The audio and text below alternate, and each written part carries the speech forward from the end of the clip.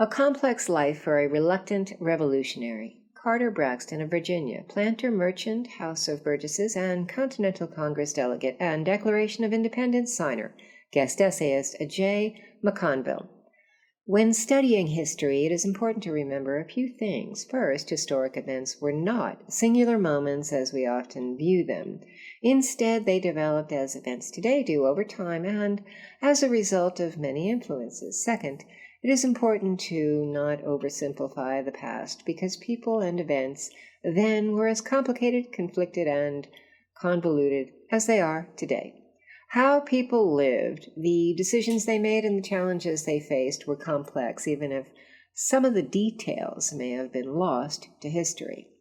When reading of the life of Carter Braxton, a signer of the Declaration of Independence from Virginia, it is important to keep these considerations in mind.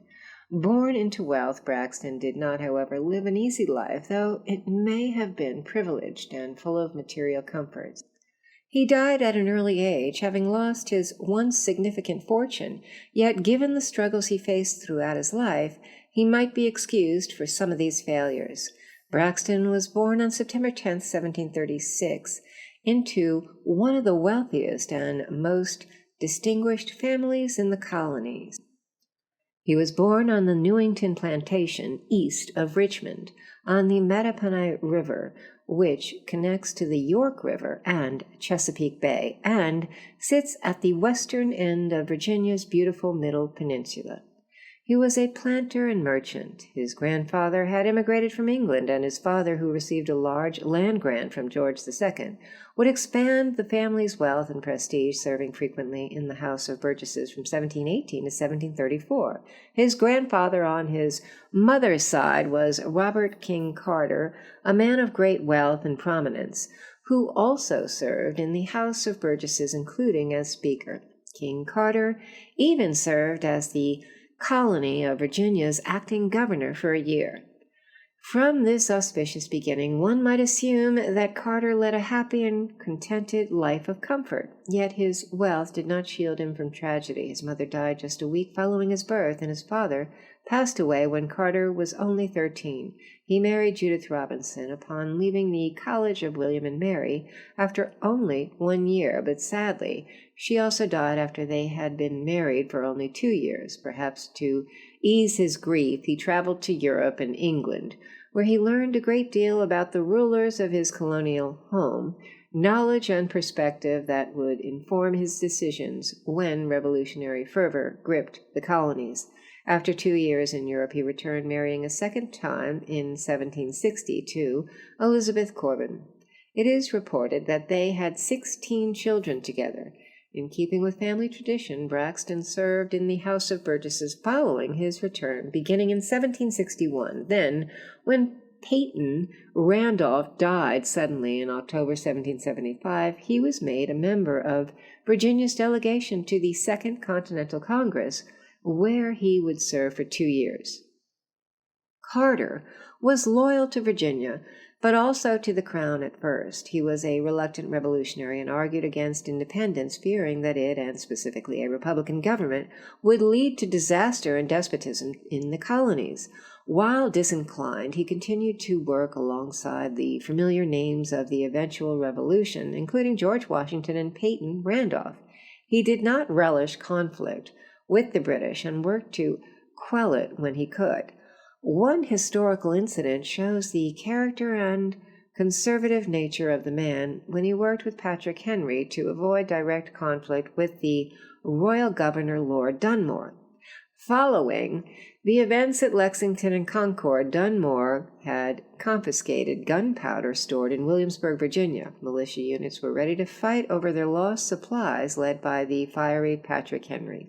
Braxton was able to use the good connections he had through his father-in-law, Richard Corbin, who was serving as receiver general of the colony, to pay the militia for the gunpowder, thus avoiding a military confrontation. While Braxton was reluctant, he was not without independence sentiments.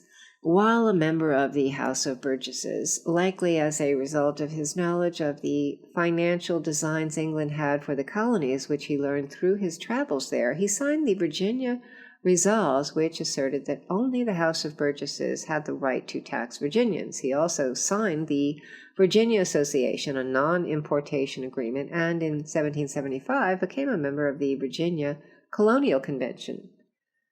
Students of history know that there was a raging debate in the colonies at that time regarding independence. Many American leaders wanted England to change its policies toward the American colonies, but did not support independence, nor did they desire revolution. Carter Braxton was initially of that opinion and advocated a conservative approach. His essay, which was published in June 1776, however, an excerpt of which is below, demonstrates his eventual acceptance of the need for independence.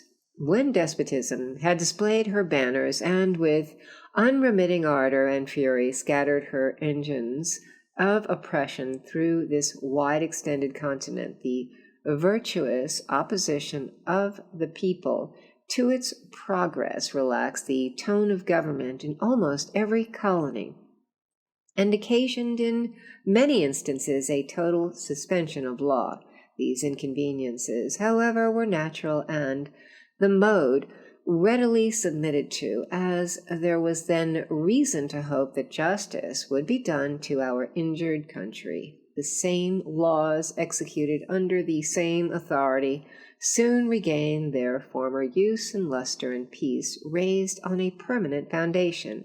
Bless this our native land. But since these hopes have hitherto proved delusive, and time, instead of bringing us relief, daily brings forth new proofs of British tyranny, and thereby separates us further from that reconciliation we so ardently wished, does it not become the duty of your and every other convention to assume the reins of government and no longer suffer the people to live without the benefit of law and order, the protection it affords? So, rather hesitantly, but eventually he came to support the revolution, voted for the Declaration of Independence on July 4th, 1776, and signed it on August 2nd, 1776. In response to his cautious and conservative views about democracy, Braxton was not initially returned to Congress after 1776. He did, however, remain active in Virginia politics and eventually returned to Congress, where he served until 1783. He died of a stroke at the age of only 61 in 1797. Like many of the founders, the Revolution was not kind to Braxton. He lent significant financial support to the American independence effort, including both money and ships, many of which were destroyed. His business was greatly curtailed, and his lands and plantations ransacked and pillaged. He made some unfortunate financial decisions of his own as well, and ended his life in debt. His reputation as a clear thinker, honorable public servant, and patriot did not suffer, however, from his lack of financial success. He was described by his peers as a sensible and accomplished gentleman, and by others as a man of cultivation and talent. Despite the many challenges and tragedies that punctuated his life, he is remembered most for his honorable service to the cause of liberty. Jay McConville is a military veteran, management professional, and active civic volunteer currently pursuing a Ph.D. in Public Policy and Administration at the L. Douglas Wilder School of Government and Public Affairs, Virginia Commonwealth University. Prior to beginning his doctoral studies, he held multiple key technology and management positions within the aerospace and defense industry, including twice as president and CEO. He served in the U.S. Army as an intelligence officer and has also been active in civic and industry volunteer associations, including running for elected office, serving as a political party chairman, and serving multiple terms as president of both his industry association's Washington, D.C. chapter and his local youth sports association. Today he serves on the operating board of directors of Constituting America. He has a Bachelor of Arts in Government from George Mason University and a Master of Science in Strategic Intelligence from the Defense Intelligence College. Jay lives in Richmond with his wife, Susan Ulsimer McConville. They have 3 children and 2 grandchildren.